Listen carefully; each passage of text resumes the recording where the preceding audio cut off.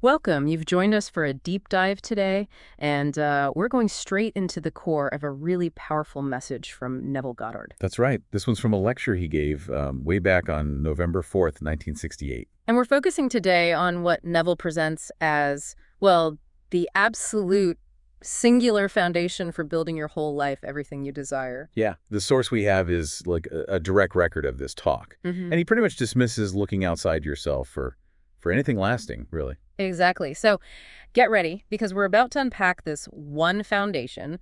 We want to understand why anything else is, well, considered unreliable by him. And hopefully see how grasping this might, unlock a completely new sense of your own power. Let's maybe start with Neville's own journey. He talks about moving past certain beliefs. He does. He lists things like monkey bones, astrology, teacup leaves, numerology, basically anything external you might look to. That's quite a list. Seems like he really cleared the decks, didn't he? He did, and it sets up his main point.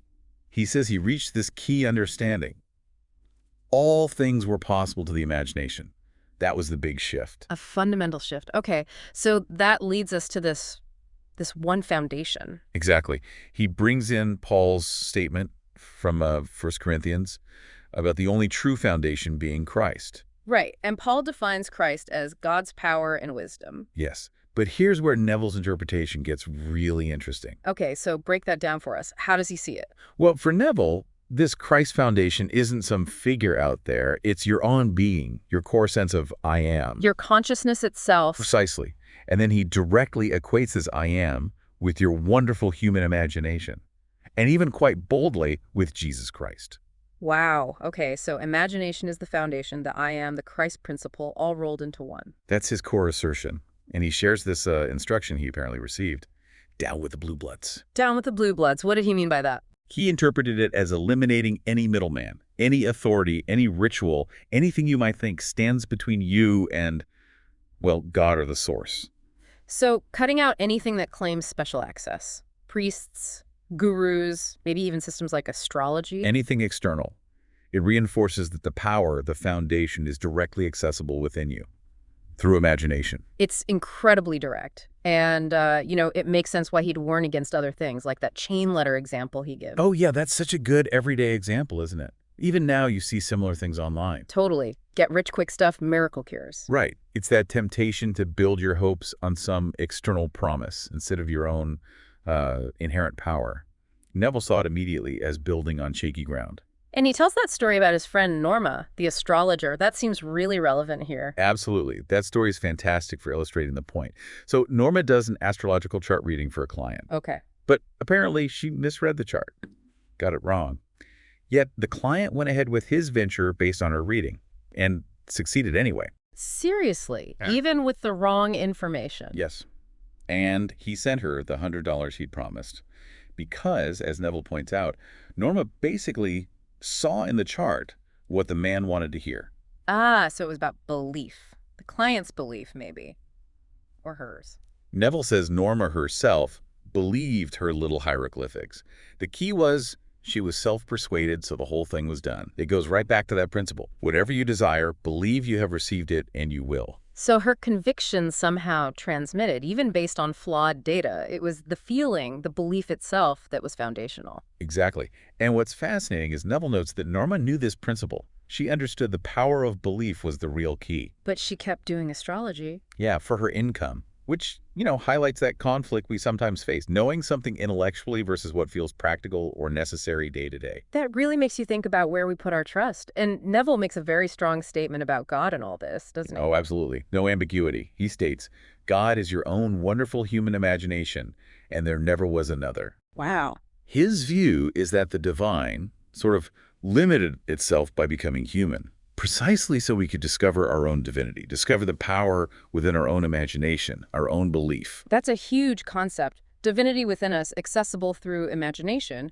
And this ties into how he sees dreams, right? Not just random fluff. Not at all.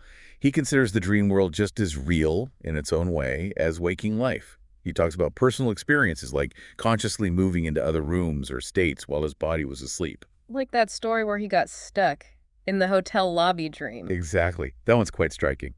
He consciously projects himself into this dream scene, this hotel lobby. Yeah. but then he finds he can't easily get back to his physical body. That must have been unnerving. You'd think so. Ah. But the crucial part for understanding his point is how he got back. He realized feeling was the secret. Feeling. How so? He had to intensely imagine and feel the sensation of his head resting on the pillow back in his bed. That imagined sensation was the key that shifted his awareness back. So the power of imagined sensation bridges these realities, or perhaps shows they aren't as separate as we think. That seems to be the implication. It underscores that feeling generated by imagination is potent. It shapes experience, waking or dreaming. And that dreams themselves have meaning, symbols related to our inner world. Yes, he suggests interpreting them through that lens of imagination, just as we might interpret events in the waking world. It's all part of the same unfolding story of consciousness. And this idea of inner divinity connects to what he says about destiny, about becoming the Lord. Right. He believed everyone is destined for that realization, regardless of their current life circumstances. That's his view, that ultimately each of us awakens to recognize ourselves as the Lord, the creative power. The roles we play now are just parts in the grand dream of life. Like that friend's dream he mentions, where the friend appeared ordinary but was recognized as royalty in the dream. Exactly. Neville uses that to illustrate how our deeper self, that shadow world, as he sometimes called it, already knows our inherent divinity, even if consciously we're still caught up in limitations. It really all circles back to self-persuasion, doesn't it? Believing in that inner power. Absolutely. He warns very strongly, don't let anything come between you and the foundation of your own imagination. No external system, no person, no dogma. He talks about thoughts being tested by fire. What's that about?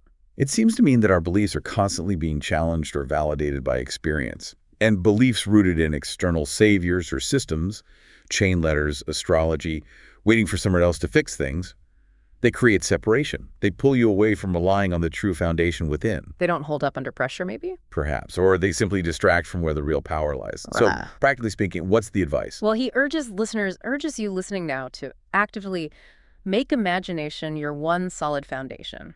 That's the path to freedom, to achieving what you desire. And that concept that flows from this, everyone and everything is yourself pushed out.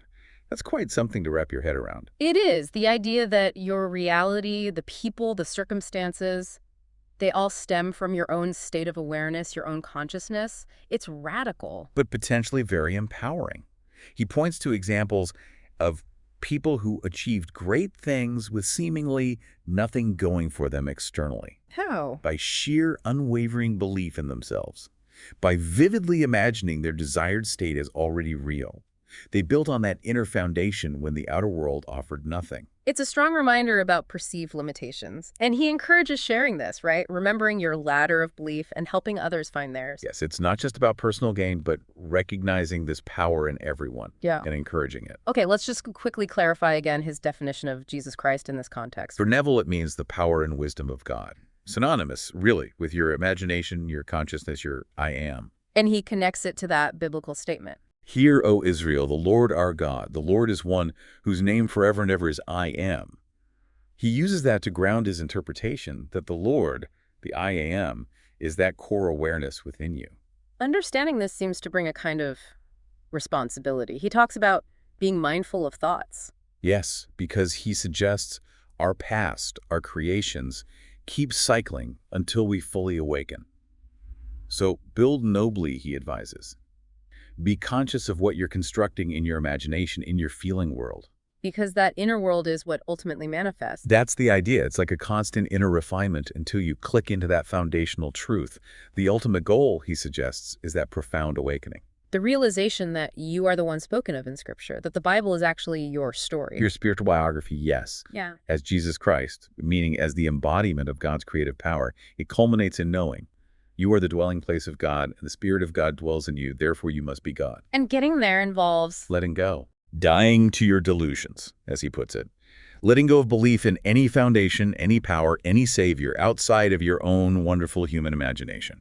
So as we wrap up this deep dive, the core message from that 1968 lecture is crystal clear, isn't it? It really is. Your own imagination isn't just a tool. It is the single, unshakable foundation of everything. Your reality, your potential. Yeah. It's all there. Which leaves us, and you listening, with a pretty big thought to ponder. Indeed. What would you actually dare to imagine, dare to build, if you truly accepted deep down that your imagination is this divine power, that it's limitless? What shifts if you see it not just as fantasy, but as the creative essence of reality itself? It's definitely something to reflect on. Thanks for taking this deep dive with us today.